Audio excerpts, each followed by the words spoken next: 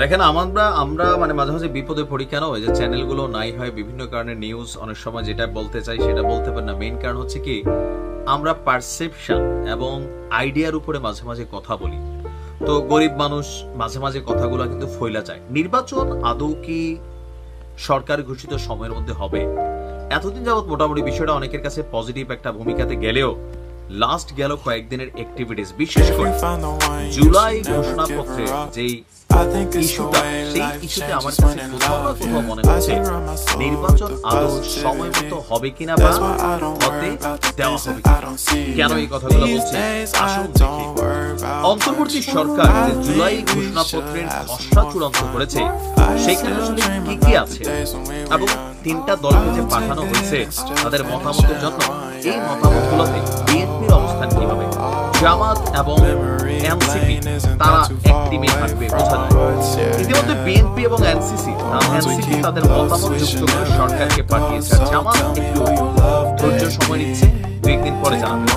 সরকারের একটি দায়িত্ব সূত্র বলছে যে আগস্টের 5 তারিখের মধ্যে যে কোনো দিন প্রধান উপদেষ্টা ডক্টর ইউনূস তিনি এটি প্রকাশ করবেন। যে কোনো বিতর্ক এড়াতে অত্যন্ত গোপনীয়তার সঙ্গে প্রণীত খসড়া ঘোষণাপত্রে 26 দফা রয়েছে। এতে বলা হয়েছে বৈষম্য বিরোধী ছাত্র আন্দোলনের ডাকে জুলাই অভ্যুত্থান হয়েছে। প্রথম খসড়ায় বলা হয়েছিল বৈষম্য বিরোধী ছাত্র আন্দোলনের নেতৃত্বে অভ্যুত্থান হয়েছে। এই যে দেখেন একটা কনফ্লিক্ট ইস্যু এখানে আছে, কারণ এই বৈষম্য বিরোধী ছাত্র আন্দোলনের ডাক নাকি রাজনৈতিক দলগুলোর ডাক, এ নিয়ে কিন্তু কনফ্লিক্ট এখনো শেষ হয়নি। ঘোষণাপত্রে সাবেক প্রধানমন্ত্রী শেখ হাসিনার দ্বিতীয় দফায় ক্ষমতায় আসার পর টানা 3 মেয়াদের 15 বছরের শাসনামলে বিএনপি, জামাত সহ বিরোধী দলগুলোর সংগ্রামকে স্বীকৃতি দেওয়া হয়েছে, এটা সবাই মানবে। বিএনপির মতামতের ভিত্তিতে 75-এর 7ই নভেম্বর সিপাহী বিপ্লব, 1979 সালে রাষ্ট্রপতি জিয়াউর রহমানের করা সংবিধানের 5ম সংশোধনীকেও স্বীকৃতি দেওয়া হয়েছে।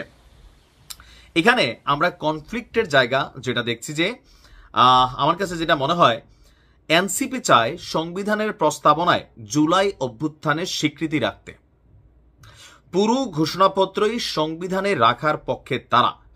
আর বিএনপি বলছে যে জুলাই ঘোষণাপত্রকে সংবিধানের 4র্থ তফসিলে যুক্ত করা যেতে পারে, তবে পুরো ঘোষণাপত্রে নয়। অভ্যুত্থানের স্বীকৃতি হিসাবে একটি প্যারা অথবা আংশিক উল্লেখ করা হতে পারে। জুলাই গণঅভ্যুত্থানের মধ্য দিয়ে গঠিত অন্তর্বর্তী সরকারকে স্বীকৃতি দেওয়া হয়েছে, তবে ঘোষণাপত্রে কোনো রাজনৈতিক দল কিংবা ব্যক্তির নাম নেই।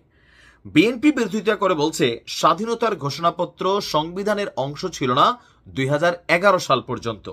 ওই বছর 7ম তফসিলে আওয়ামী লীগ তা যুক্ত করে, যা চ্যালেঞ্জ করে মামলাও হয়েছে। তাই জুলাই ঘোষণাপত্রেও জুলাই ঘোষণাপত্র আলাদা করে সংবিধানে যোগ করা অপ্রয়োজনীয়।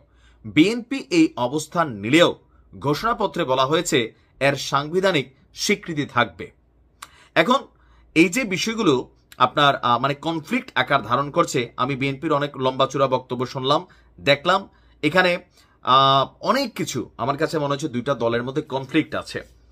এখন এই কনফ্লিক্টগুলো প্রকাশিত হবার পর বাংলাদেশের রাজনৈতিক পরিস্থিতি বা মাঠের রাজনীতি রাতারাতি বদলাই যেতে পারে।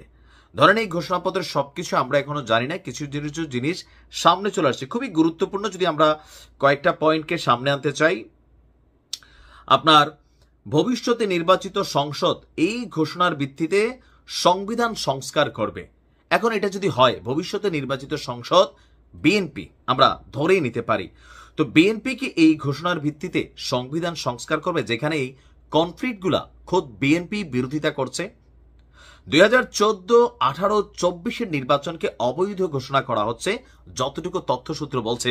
তাহলে এখানে বিএনপি যে নির্বাচনে অংশগ্রহণ করেছিল তারা যে সিটগুলা পাইছে, বা জামাতের যিনি আমির আছেন তিনিও কিন্তু বিএনপির পক্ষ থেকে নির্বাচন করেছিলেন, মানে ধানের শীষ প্রতীক নিয়া।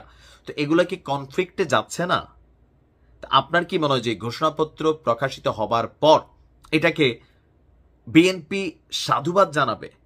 আর রাইট নাও বাংলাদেশের মাঠের রাজনীতি যদি আমরা কথা বলি, বিএনপি যেখানে বাধা সাধবে সেখানে ঝামেলা হবে।